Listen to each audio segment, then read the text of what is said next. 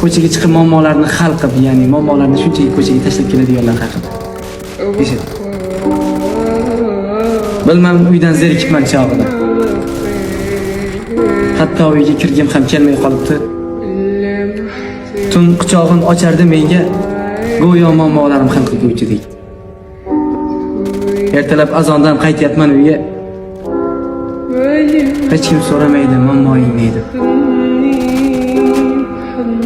Uyda turguvchi bitta mushtipar onam so'radi, o'g'lim, muammoingni edi. Men go'dak ayta olmas edim onamga, muammoim og'riqli ekanligini.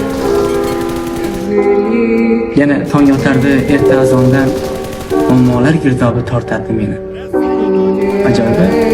Satr to'g'ri uzun bo'lishi mumkin, ammo yana bir bor qayta eshitganingda satr ma'nosini yana to'liq tushunasan. Bo'ldi.